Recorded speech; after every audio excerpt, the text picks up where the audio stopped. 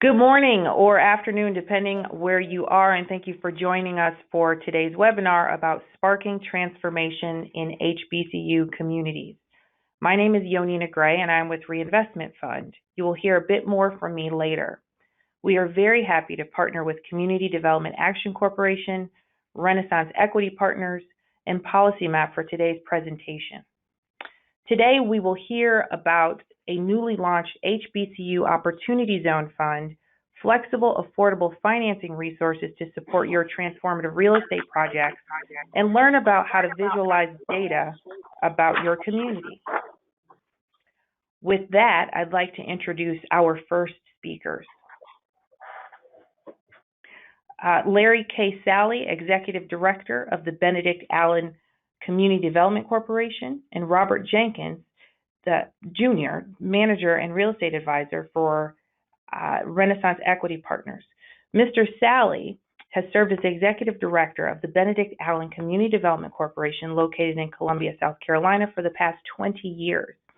In this capacity, he oversees college and CDC efforts to revitalize the communities located throughout the city of Columbia. Mr. Sally has managed 8 HBCU projects and has contributed to the growth of the local community. Mr. Jenkins is an advisor for Renaissance Equity Partners, which is an economic development, finance advisory, and private equity firm based in Washington, D.C., with a focus on emerging communities. This organization has significant experience and expertise with new market tax credits and a variety of economic development initiatives. We are very happy to have them here to tell us more about the fund and the work that they're doing to support HBCU communities. And with that, Larry, I'll hand it over to you. Okay. Thank you, Yonina. Thank you for having me today. It's certainly a pleasure to be a part of the webinar. I'm the Executive Director of the Benedict Allen CDC and also the Chairman of the HBCU Community Development Action Coalition, which was founded in 2010. We serve historically Black colleges and minority-serving institutions throughout the country, and we have a number of initiatives that we're working on currently, and the Opportunity Zone Fund is one of those. If we could advance the slide, I'd appreciate that. One of the initiatives that we're working on is our Clean Energy Initiative, which has been significant in getting HBCUs or historically Black colleges involved in the sustainable energy movement around the country. We also sponsor a financial literacy project that we're co-partnering with Wells Fargo. We do small business development through incubators and technical assistance centers located on some of the campuses throughout the Southeast. And we work with minority-serving institutions and HBCUs on campus and community real estate development projects, most recently with a project in Mississippi, there on Jackson State's campus through Renaissance Equity Partners. But our major focus is to be an advocate for the minority-serving institutions throughout the country, to assist them in developing their capacity, and to help them identify projects within their communities that help better the overall quality of life in those areas. And one of the projects that we're working on is an initiative through the Opportunity Zone Fund, and we're partnering with Renaissance Equity Partners to do that. Next slide.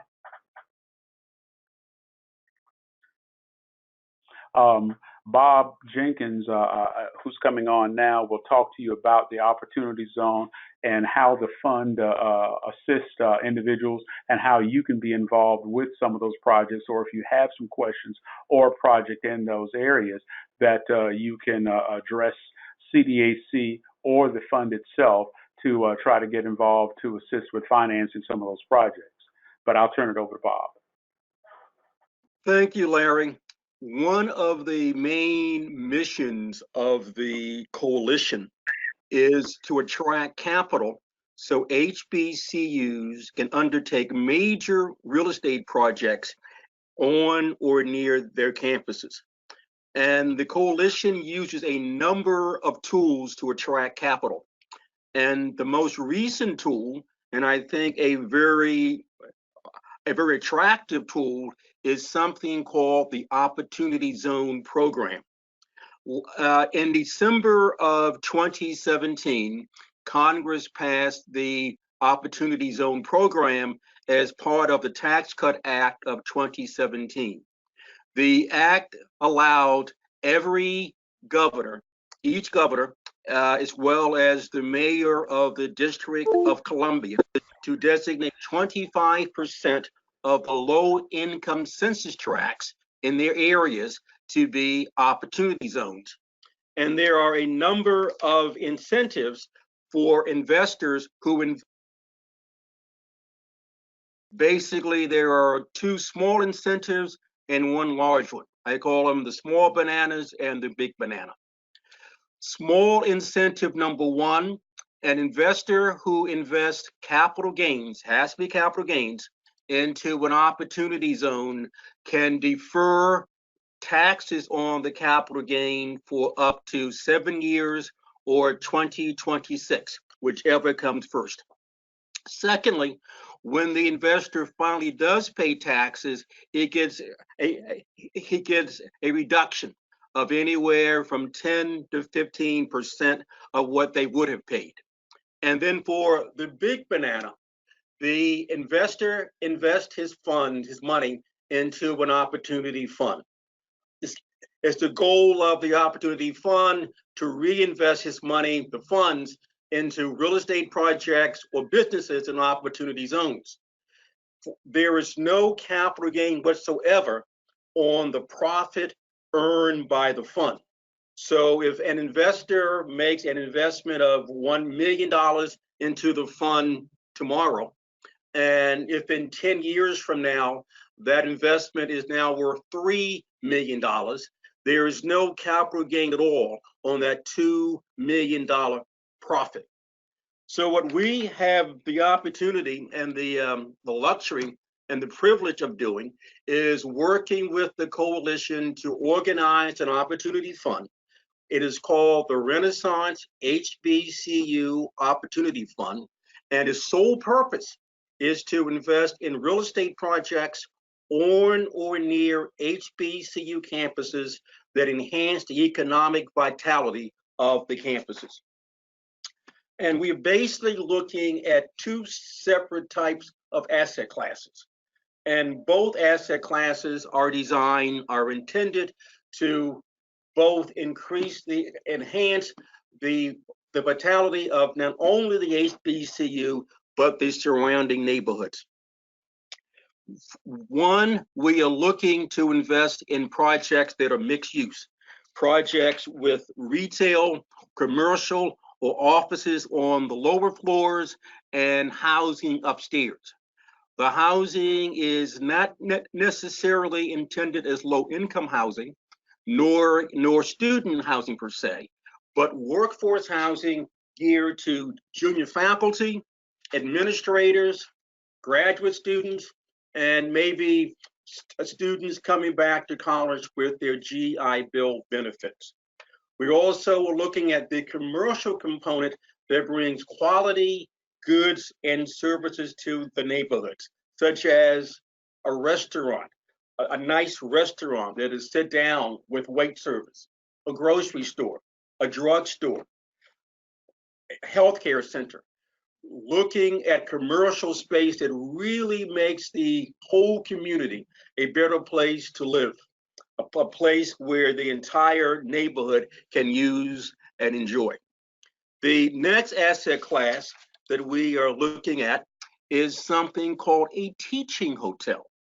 A teaching hotel is a regular hotel, be it a Holiday Inn, Courtyard by Marriott, but most importantly serves as an educational venue for students attending the HBCU. As we all know, our American economy is transforming from an industrial society, an industrial economy, to a service economy. And one of the major industries in the new economy is hotels. So the purpose of the teaching hotel is to prepare HBCU students to become senior managers and hopefully owners of the hotels going forward in the future. So we are presently in the process of putting together a pipeline of projects. We are now looking at 10 projects on the campuses of 7 HBCUs, but there is much room for more. We are anxiously looking at and looking for other HBCUs that have projects on or near their campuses that our Opportunity Fund can assist by making equity investments in the project. So the screen before you has the contact of my partner, Brian Jenkins, the contact person for our Opportunity Fund. So feel free to contact Brian or me or the offices of the HBCU Coalition. We really, really want as many HBCUs as possible to avail this opportunity.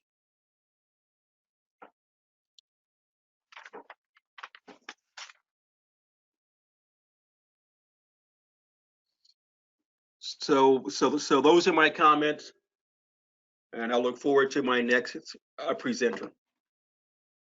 Thank you so much, Bob and Larry. It's so helpful to have an accessible way to approach opportunity zones. I think we've all seen a number of stories in the news and in the newspaper, and it seems like a really complex concept. So thank you for breaking it down, and I hope that everyone on the webinar will consider submitting a project or just reaching out with a question, because as was mentioned, there are plenty of resources to go around. Again, my name is Yonina Gray, and I will introduce myself. I have over 10 years of experience in community development with a focus on channeling resources and capital to underserved communities. As the National Director of External Relations for Reinvestment Fund, I help run our Southeast office based here in Atlanta, where I am responsible for raising our corporate profile and raising capital to support our work and driving our business development strategy, all for the benefit of raising the quality of life for low-wealth people and places. I'm happy to be here with you today. Next slide. Oh, my apologies. Reinvestment Fund is a 35-year-old CDFI, or a community development financial institution, certified by the Treasury to fill market gaps of the traditional financing institutions. In other words, there are a number of instances where a project may not be able to secure financing from a traditional bank, and that's where Reinvestment Fund and other CDFIs come in. There are 1,000 CDFIs in the country, and we are all certified by the Treasury. Reinvestment Fund is one of the largest mission-driven financial institutions in the country, having deployed $2 billion since its inception. Reinvestment Fund is all about pairing smart data analytics with our decision-making to drive our strategy for stronger communities. We are headquartered in Philadelphia. We have an office in Baltimore. And as I mentioned before, I am in our Southeast office that's based here in Atlanta. We are S&P rated, and in 2017, we were named the Global Asset Manager of the Year. A little bit more about our lending and investing. Reinvestment Fund makes about $200 million in lending and investments annually across a wide range of asset classes, from access to fresh food, so perhaps that's a full-service grocery store, or perhaps it's a corner store that serves fresh products and fresh produce to the community, healthcare centers, education facilities from charter schools to early childhood education to higher education, and housing across a wide range of designs from single family to multifamily. We like to say that our real estate lending has really just helped to design anything and to support any project that is helping elevate the quality of life of low wealth people and places. So this list is not exhaustive here on the screen. We are typically looking for projects that have high impact and help transform communities. Our lending capacity ranges from $500,000 up to about $13 million per project. And our value proposition to the market is our ability to be flexible and affordable for our borrowers. We get most of our capital from banks, so our rates are typically about 250 basis points higher than that of a traditional lending institution.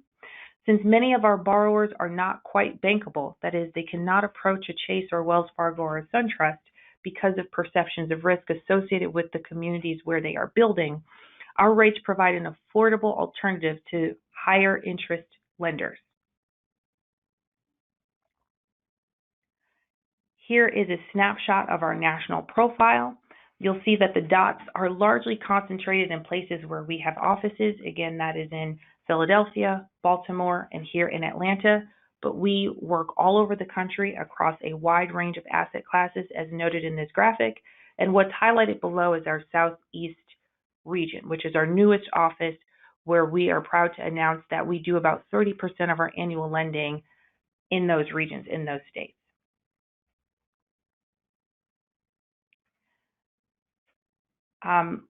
Our commitment to rigorous data analysis is very, very critical to our work. One of our divisions is called Policy Solutions, which is a team of data scientists that support municipalities and help them think through large-scale community development and equity issues such as affordable housing or access to early childhood education. Listed here are a few of the analyses that our Policy Solutions team can develop for their clients. These include market value analysis, a limited supermarket access analysis, which helps you better understand the food desert situation in a community, which we know is very important around HBCU communities, and a commercial corridor analysis. So this is just another way that Reinvestment Fund delves into data and uses data. We also use this information to inform our lending and investment strategy. So those are my comments for today. Thank you so much for your time. Please continue to share your questions and comments with us by typing in the WebEx box. Additionally, please feel free to reach out to me directly using my contact information, that is noted here. My apologies, my mouse is very sensitive today. And with that, I'd like to hand the presentation over to my colleague, Betsy Minnick of PolicyMap. Betsy joined PolicyMap in 2014, working in outreach to the academic and public library market. Prior to that, she worked in the online information industry for over 12 years with Thomas Dialogue. We are very happy to have Betsy join us today for an exciting presentation of PolicyMap, a tool that we can all use to help us be a bit more informed about our investments and community development strategies. And with that, I will hand it over to you, Betsy. Thank you. Great. Thank you so much, Janina, and I really appreciate the opportunity to tell you a little bit about PolicyMap and how we can help you with your projects, specifically focused on how we can work with HBCUs and investors who want to know about the community surrounding them. PolicyMap was started with the idea that if an organization was going to use good data to drive decisions, the data needed to be simple to use or simpler to use, and that good geographic data needed to be easy to find, simple to understand, and easy to visualize on a map. So PolicyMap was created because we wanted something web-based and fast, and we wanted a tool that could be used by people who need these maps for their work and not technical geography experts. Okay. I'm having trouble moving my slide. Okay, so this page is just really an overview of what you can do if you're able to use PolicyMap. We have an interface that allows you to easily make maps and create reports, to upload your own data and create 3-layer maps or find areas that meet up to 3 criteria on a map. Additionally, our users can download their data and share their work with others, whether they're sharing it as a map that they're pulling into their presentations, into emails, or embedding on a website, or posting on social media. Okay. This is just some of the, these are just a few of the areas that you'll be able to take a look at when you're looking at PolicyMap. So some of the data sets include areas of social need. So you'll be able to locate opportunity zones, areas with community development block grants and new market tax credits. You'll be able to identify areas in a community where there are persistent poverty tracks, or where there is unequal access to the internet and other resources. Of course, as Yonina was discussing, one of the areas of expertise or one of our areas of strength is being able to take the data that we have from Reinvestment Fund and allow people to identify areas of limited supermarket access or medically underserved areas or areas where there's a need for higher educational attainment. Additionally, you can take a look at very simple indicators coming from both public and private sources, just giving you data on the diversity surrounding a community, data on the age, the ethnic and racial composition and family composition in a specific community or neighborhood. And also, there's a great deal of data that is housing data underpinned by Zillow, which allows you to take a look at home sale data and lending data and households or individuals who are housing burdened or renters who are cost burdened, and also unbanked households. If you take a look, I have a very, very simple slide, and it would be great if you have the opportunity or if you have the inclination that you get in touch with us, and we'd be happy to set you up with free trial access. But with PolicyMap, it's a very simple map where you can simply type in a specific location that you're interested in looking at. And from this menu at the top of your screen, you have the ability to pull down and see specifically what areas are or what specific colleges are there on a map. And we can filter that data, identify which of those universities or colleges available through policy or in the United States is a historically Black college or university. On this slide, I just wanted to give you a little bit of a snapshot. So we're going to focus on the area in and around Norfolk State University. And you can tell that you can view different boundaries on a PolicyMap map. And when you view these boundaries, you can create your own custom area on that map. So you can choose by census tract or by block group or by county or city or zip code and see exactly what's available. Or you can save that custom region and find the data for that region.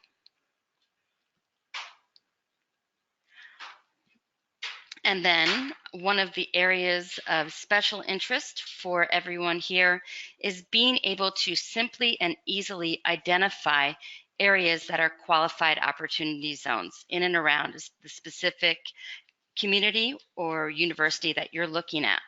So as you can, and you can't see this, but you can easily just choose from our menu, qualified opportunity zones, and view those directly on a map. So as the interest in the Opportunity Zone program continued to build at the end of 2018 and into 2019, PolicyMap started receiving a common request from our subscribers working in community development finance. And that was, how can we easily identify tracts that are both new market tax credit eligible and also designated opportunity zones? So our team of data analysts created a new layer in PolicyMap that shows you just that. And you can see on this map where you can see areas that are new market tax credit eligible and designated opportunity zones, and also those that are just new market tax credit eligible or just opportunity zones. So when you're taking a look at this data, you also probably have projects that you're looking at. And the simplest way for our users to search for an address and figure out whether or not it is within one of these areas, the NMTC or Qualified Opportunity Zone layers, is to actually search for that location. We also give our users the opportunity to upload a spreadsheet of their projected or of their project addresses, and they can go ahead and view on a map all of those addresses at one time. So here you can see we have a specific area that we're looking at, but we can also upload those data points on a map and easily tell which areas they reside in and whether or not it's eligible.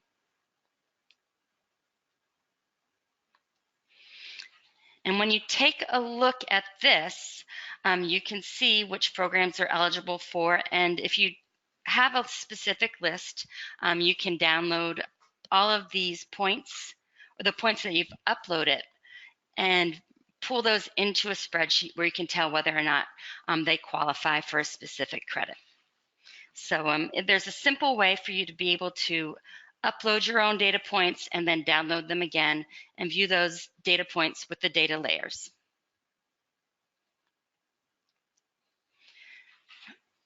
As we talk about the different areas of strength for PolicyMap and the many data sets that we do give you access to, one area that you'll definitely be interested in are medically underserved areas.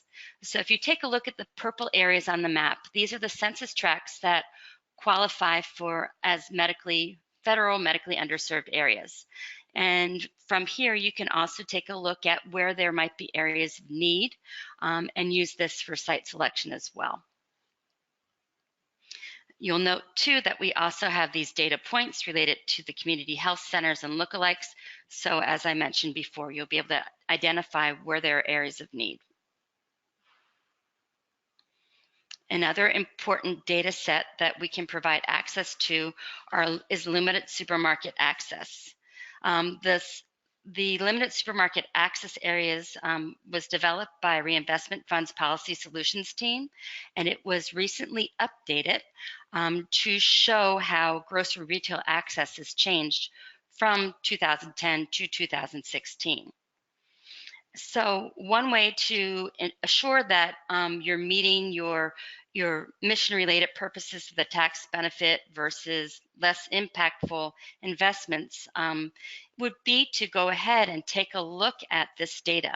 So Reinvestment Fund pioneered an approach to measuring the equity and access to full-service retail with its limited supermarket access analysis. Here we can see areas that are food deserts, but also we're going to be able to see where there's an area that has inequitable or inadequate access to full service food retail for all the residents. Another recent data set that had been added to PolicyMap that will be of interest to you as you're trying to discover what is happening within a specific community is information about the social needs within that area. The Social Needs Index is a data set that was created by the urban research firm New Localism Advisors, and it was shared with PolicyMap to be made available so that you could see a wide range of information within here. So you can see exactly where the population is below the poverty level, where households have rent or mortgages greater than 30% of their income, where a large percent of the population is not in the labor force, where there is a population with a significant amount of people with less than a high school degree. And also the Gini index of concentrated income is included in this index.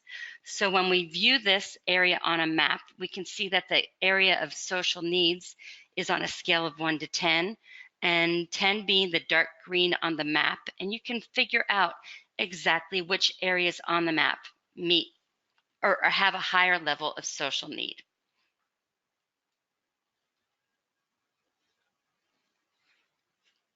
When we first talked about the different functionality of PolicyMap, we talked about how you can simply and easily view different data layers on a map. But the other beautiful thing is that you can view multiple layers at once.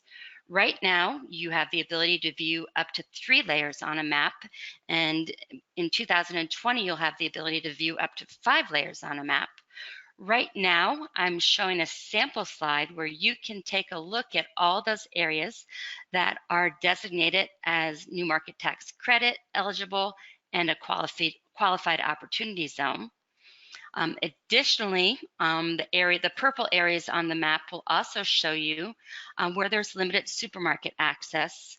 And finally, I pulled in a different data layer, and that is vacancy data coming from Velasas. This data is updated quarterly, and you can see exactly in this area what the percent of all the addresses that are vacant within that area. So it really allows you to make some qualified decisions about what areas might be a good site for your selection or investment. And finally, I wanted to just show you that for any area that you draw on a map, either you draw on a map or that you have a saved custom region for, or for a radius around a specific area, we have a pre-formatted community profile report. So within this community profile report, you have all of a report that's dynamically created using all the underlying data that we've spoken or alluded to in this presentation. If you take a look, and I know this is awfully small, but I'd be happy to send anyone who's interested a sample profile report. You're going to find data specifically about what census tracts are here within this region, what the racial characteristics and population trends are within this region. You're going to have information about the age distribution and income levels, and you're going to be able to benchmark that data against specific areas. So you'll see for the area that you've drawn on the map, but also be able to view that at a larger level, either through county or state level. So hopefully you have a little bit of an idea of some of the data that you can use as you're considering areas of investment. And we think that we are a great tool for you to incorporate into your research. And please certainly reach out to us if you do have any questions about PolicyMap and how you can use it. Thank you so much for allowing me to tell you a little bit more about PolicyMap. Great. Thank you so much, Betsy, and to our other speakers as well. And now we can transition into some questions and comments for the group. So first up, for CDAC and Renaissance Equity Partners, what is the fund looking for when it chooses projects to fund? In other words, how can you be a competitive applicant for the HBCU Opportunity Zone Fund? We are, Larry? Sure, Bob. I'll let you tackle it, but matter of fact, I'll let you lead it off and I'll jump in. Okay. We are looking for projects that definitely have a positive impact on the HBCU. That's number one. In terms of asset classes, we are looking primarily at projects that are mixed use with housing upstairs and retail or commercial downstairs. Each transaction must be structured so that the HBCU has the opportunity to participate in the cash flow. And we really try hard to find a way so that at the end of the 10-year compliance period for our investors, that the HBCU can step in and own all of the project. We receive lots and lots of calls every day from developers that have a project that they want, they being the developer, that would benefit them being the developer with no opportunity to benefit the HBCU. We always say thank you, but no thank you. We are only looking at projects that have a long-term economic benefit for the HBCU. I agree with that, Bob. And overall, we want to find projects that are located in and near those campuses within HBCU boundaries. And I see PolicyMap as a good tool for being able to identify those areas that intersect. Here in Columbia, South Carolina, where my office is, our campus is actually about 2 blocks from the Opportunity Zone here in the city. which gives us an opportunity to be thinking about projects and how that works. Ultimately, the projects have to be able to cash flow. They have to be something that, as Bob said, is going to be impactful for both that community and for that campus. And, you know, we are looking for mixed use projects because, of course, it's going to take not only money from the fund, but also other sources of financing to get them off the ground. But if you're interested, you can certainly reach out to us through our office with HBCU Community Development Action Coalition, or through Renaissance Partner or the Opportunity Fund. So, you know, we can certainly take any questions, or at least if you're considering a project, we'd like to talk to you about it. Thank you so much. And related, Larry, while you were just speaking, we got another question from an audience participant. How much capital does Renaissance Equity Partners have to deploy, and are there any limits on how much you will invest in any individual given project? We are in the process of raising $50 million of equity.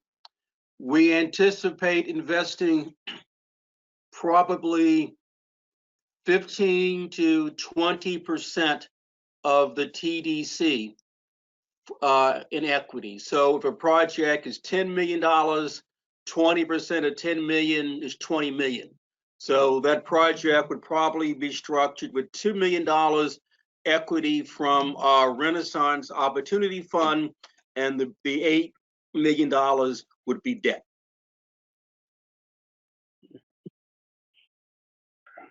Okay.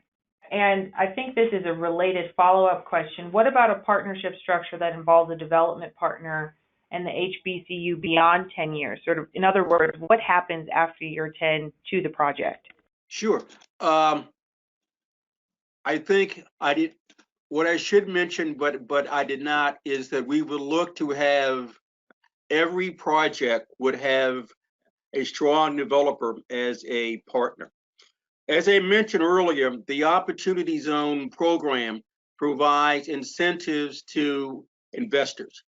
And without going through a long, detailed story, those incentives sort of peter out in year 10, and the investors want out. So we would look to sell the investors' interest in the project to the HBCU or an affiliate of the HBCU. One of the sources that we are looking to finance the projects, which is one of the reasons that we prefer mixed use, is a HUD program called HUD 220, another HUD program called HUD 221D4. These are mortgage programs that would provide the debt component of the project and makes it less cumbersome for the HBCU or an affiliate to access a similar HUD program at the end of 2 years to buy out the Opportunity Fund. So nothing would make us happier than to work with a transaction at an HBCU, whereas at the end of the 10-year period, the HBCU becomes the majority owner of the project. Thank you very much, and thank you for those questions, and please continue to share them. Betsy, I have a question for you. Can you speak a little bit to how PolicyMap is different from GIS, and can you speak to pricing for subscriptions? Sure. When we talk about PolicyMap, we assume that it's going to be used by someone who is not a geography expert. So PolicyMap is meant to be for anyone who needs to take a look at this data, but they don't necessarily want to take a class to look at that data. So that's how we're a little bit different. There's other tools out there, but I think our focus on data for social good and being able to visualize all the data related to, housing and lending and health really makes us stand out. When we offer subscriptions, we offer it at different levels. For universities, we usually offer it for unlimited concurrent users. But for individuals, we have standard subscriptions and premium subscriptions. And we definitely offer free trials and personalized demonstrations for anybody who has an interest. Great. Thank you. Back to you, Bob and Larry. We have a question from someone who is affiliated with Alabama A&M. They are very interested in the Opportunity Zones concept, but they are wondering, do you help institutions develop project ideas or develop a project and identify investors? What exactly are the suite of resources that your fund provides and does not provide to projects and universities looking to participate in Opportunity Zone activity? We serve as advisors to the coalition of which Larry is chair. So we spend a lot of time going through what I would call the brainstorming process, the what if process, to figure out what works, what cannot work, what role would the HBCU have, and then we would help them to structure the transaction. And in many cases, we actually go out and help the HBCU to recruit a partner to serve the role of developer. So I would welcome the opportunity to schedule a conference call with someone from Alabama A&M, Larry Sally, the chairman of the coalition, hopefully Ron Butler, the ED of the coalition, and either myself or a member of my team. I echo that, Bob. We do like to work with local institutions and try to assist them with developing their concepts. We have worked with other institutions both in Alabama, Mississippi, and some other states. But if they're interested in trying to figure out if they've got a project, we'd certainly like to talk with them. We can help them identify some resources and try to help them to get the project off the ground. So please get in touch with us. Our information, of course, is will be in the slides, or if need be, it's hbcucdac.org is our website. That's great. A couple of people are wondering about examples of successful Opportunity Zone projects that perhaps they could read about or even visit. Of particular interest, there's someone on the line from Lane College in Jackson, Tennessee. Are there projects that you could point folks to read more about or perhaps go visit in person to better understand the mechanics of how Opportunity Zones supported the development of that project? Well, because the program is so very new, there are no closed projects that are up and running. And frankly speaking, the criticism that you read about the Opportunity Zone program, for example, the article in the New York Times, are about projects that were already planned and almost underway, and they just sort of put them under the Opportunity Zone banner. So the projects that we are working on are still in the pre-development processes. The project that we have already signed an MOU that one can Google and read about is we are working with Stillman, STILL College, a HBCU in the state of Alabama. And at Stillman, we are looking at making an investment in two projects. One would be a teaching hotel. The other would be a project that is mixed use. Now, we have worked with other tools in the past. For example, last summer, we closed a project at Paul Quinn College in Texas, in Dallas, Texas. Now that project, the tool was new markets tax credits. That project was not an Opportunity Zone project. But again, I would welcome the opportunity to have a conversation with someone from Lane College, and I'm certain that Larry Sally would also like to be part of that call. Certainly.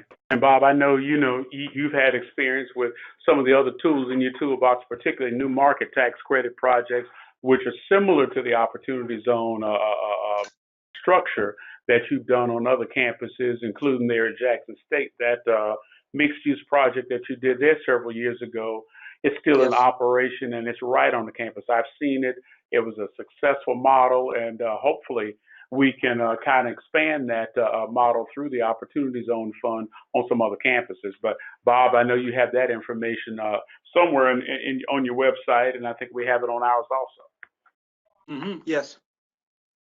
Another question, and I'll combine it with another one, is can any of us set up time to talk about Opportunity Zone projects and new market tax credit projects? And what is Reinvestment Fund looking for to get started with the loan application? So the short answer to that first question is yes, absolutely. Please feel free to reach out to any of us, and we would be happy to talk to you about how we could be helpful in supporting your project.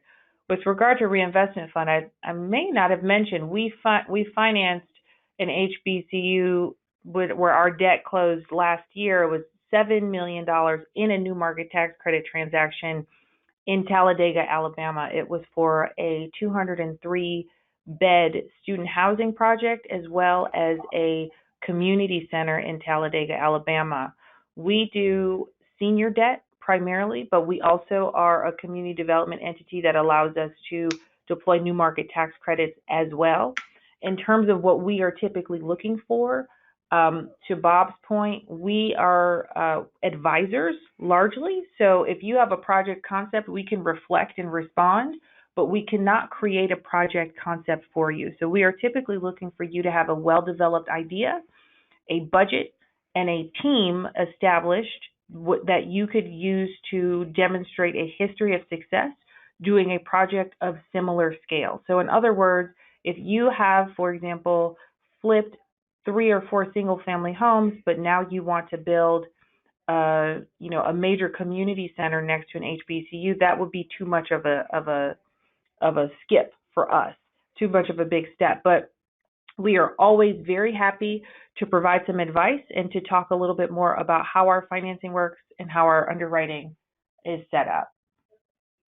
Another question that we have is, what happens if I'm not quite in an opportunity zone, but I'm just adjacent to them? I think we've all read stories about instances of folks trying to figure out whether or not they could benefit from opportunity zone funds if they're not squarely inside. Larry or Bob, can you reflect on that? Okay. Well, we are our institution, as I was saying earlier, is about 2 blocks from the Opportunity Zone here, but we are working with local government and some entities to try to seek some investment. Sometimes, even though you're not in the zone, there are partners out there that are willing to invest in projects in and around your campus because, of course, there are other tools that they can take advantage of.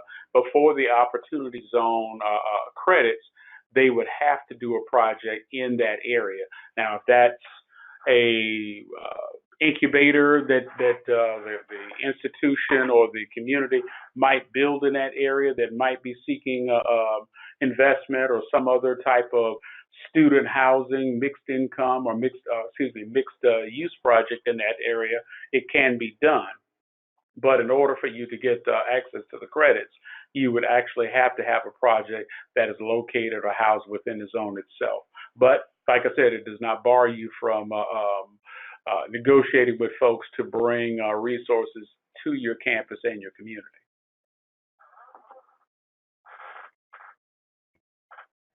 Very helpful. Bob, were you going to add something there? Not really. I guess one thing to think about is if your campus is near an opportunity zone, there's possible that maybe you could have a project that's a couple of blocks away from the campus in the zone that still benefits the HBCU, although it would not technically be on the campus. There's another solution that is really complicated. Contact is offline, and we can explain, but it's really, really complicated. Sounds good. Betsy, this is a question for you. For someone who is a bit more low tech, how would you suggest that someone gets started with sort of playing around and becoming more familiar with PolicyMap? Are there tutorials available? Are there some shortcuts or some tips to just start to play around with it? And how does one go about doing that? Could someone just start using PolicyMap tomorrow, or do they need to communicate with you? Well, they can go in and visit www.policymap.com, and you'll really get a good idea of what the data is there and how to create a very simple map. So there is basic access, but for all of the functionality that we discussed, I would highly recommend that you get in touch for trial access.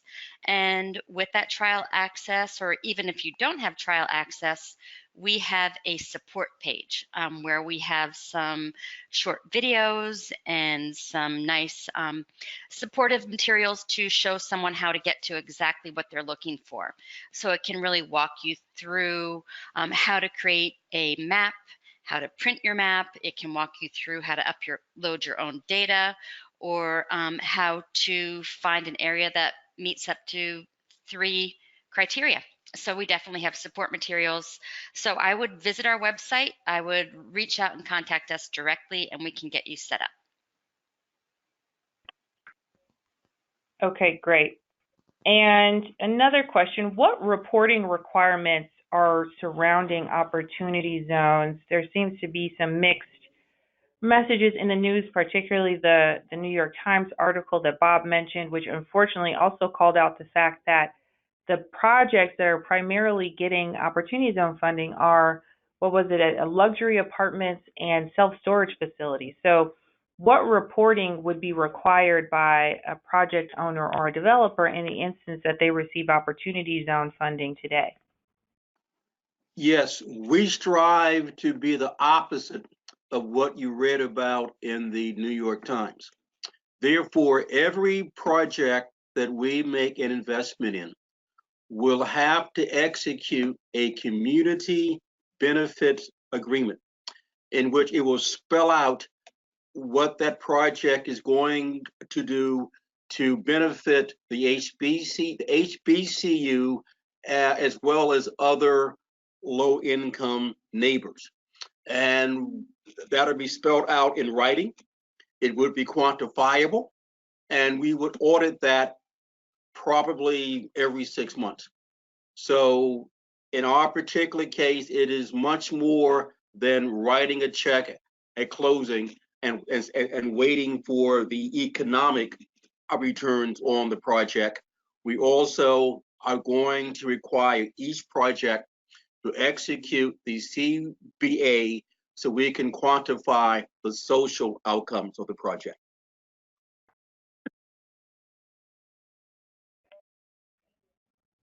Okay, super helpful. I think we have one last question here, which is how can we learn more about the fund itself as it evolves? Is there a homepage that you might suggest that people point to, or should they just be contacting you directly?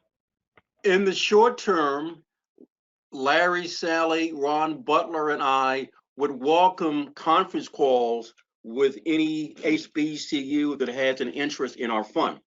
On a longer term, we are working presently to update our website that would have more information on our fund and as we close on each project in which the fund has made an investment. I agree, Bob. We look forward to talking with individuals. If there's anyone out there that has a question or really wants to see if maybe we can help them with their project, we'd welcome an opportunity to talk to you one-on-one and maybe consult with you about your concept and see if we can assist you with identifying some resources.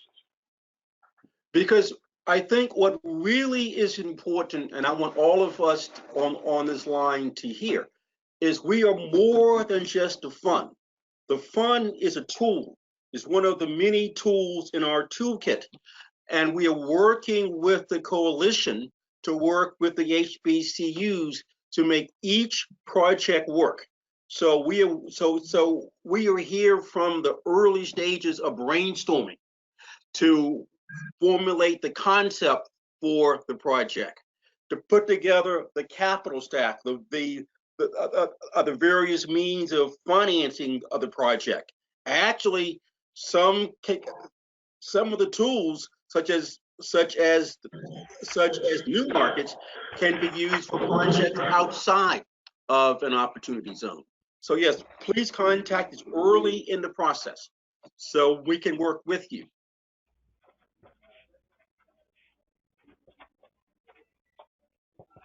Okay, well, thank you. I think that is the balance of our, there's a question about where our contact information is. So our contact information, everyone's contact information is within the PowerPoint, and we will send out the webinar, which has been recorded, in a follow-up email, and we will also include everyone's contact information in that email so that you can get in touch with us directly with any additional questions that you have about our discussion today. So thank you very much to all of our speakers and participants. As I said, please look forward to an email from us, and we thank you for your questions and comments that have made for a very robust discussion today. And we hope that you all enjoy the rest of your afternoon. We want to be respectful of your time. So in closing, thank you again from Reinvestment Fund, from CDAC, from the Renaissance Equity Partners, and from PolicyMap. Thank you very much.